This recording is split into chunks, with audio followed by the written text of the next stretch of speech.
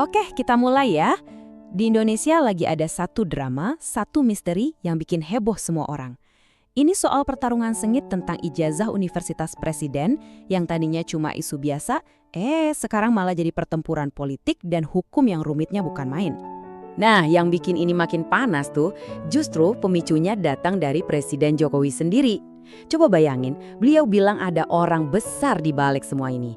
Ini bukan tuduhan sembarangan loh, ini sinyal dari kepala negara bahwa ada kekuatan tak terlihat yang sedang bermain. Nah, pertanyaannya kan jadi jelas, siapa sih orang besar yang dimaksud ini? Dan kok bisa ya urusan ijazah doang jadi segede ini sampai bikin badai politik? Nah, itu yang mau kita bongkar bareng-bareng. Oke, kita masuk ke babak pertama. Gimana ceritanya sampai nama besar lain, yaitu mantan Presiden Susilo Bambang Yudhoyono atau SBY, bisa ikut keseret ke tengah-tengah drama ini. Semuanya berawal dari media sosial. Di sini nih kita lihat perangnya, saling adu cerita. Di satu sisi media sosial rame banget, nyebar bukti-bukti yang seolah-olah nunjuk ke SBY. Tapi di sisi lain, Partai Demokrat langsung pasang badan. Mereka bilang, wah Pak SBY itu sudah pensiun dari politik, sekarang sibuknya melukis dan main musik.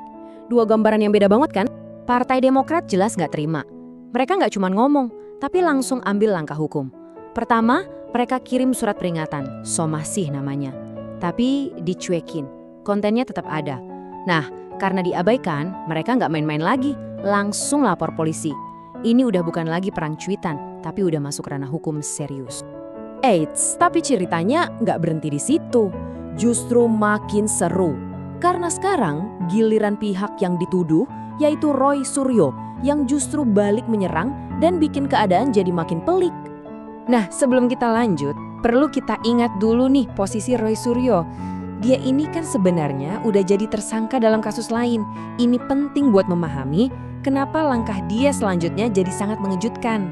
Tapi bukannya tiarap, dia malah maju, bikin gebrakan yang gak disangka-sangka. Dia memutuskan untuk melawan balik. Dia melaporkan balik, dan bukan cuma satu atau dua orang loh, tapi 7. Ya, 7 orang sekaligus dilaporkan balik sama dia atas tuduhan pencemaran nama baik. Bisa bayangin kan, arena pertarungannya yang tadinya 1 lawan 1, sekarang jadi keroyokan. Oke, jadi semua saling lapor, saling gugat, tapi pakai senjata apa sih mereka ini? Nah, biar paham, kita perlu ngintip sedikit ke dapur hukumnya, aturan main yang dipakai dalam pertarungan ini.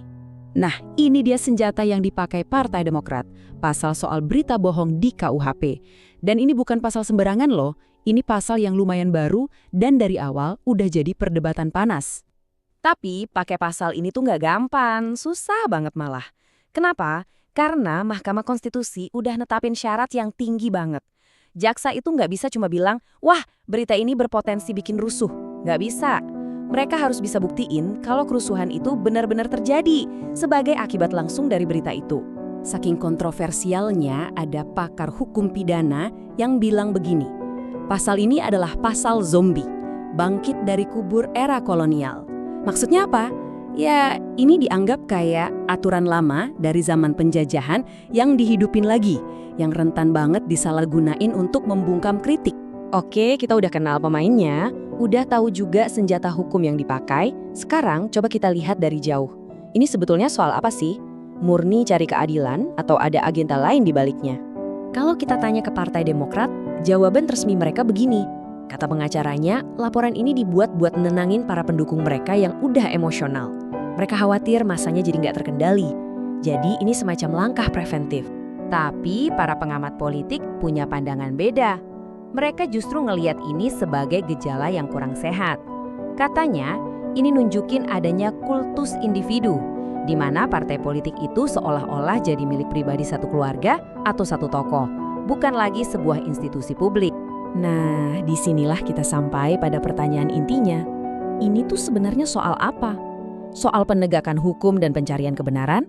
Atau jangan-jangan ini cuma drama internal koalisi politik yang lagi retak dan saling sikut? Banyak yang bilang cara kayak gini tuh jadi presiden buruk Kenapa? Karena mereka ini kan harusnya mitra koalisi, satu perahu di pemerintahan. Kalau ada masalah, ya harusnya diselesain di dalam lewat ngobrol, lewat diskusi politik, bukan malah saling lapor dan buka-bukaan di depan publik. Ini kan sama aja kayak melemahkan rumah sendiri dari dalam. Ujung-ujungnya ini yang bikin kita semua bingung. Kalau di panggung politik, gugatan hukum udah jadi senjata buat saling serang. Terus gimana caranya kita sebagai masyarakat bisa tahu mana yang beneran fakta dan mana yang cuma strategi politik? Di mana kita harus mulai mencari kebenaran? Sebuah pertanyaan yang kayaknya penting banget buat kita renungkan bersama.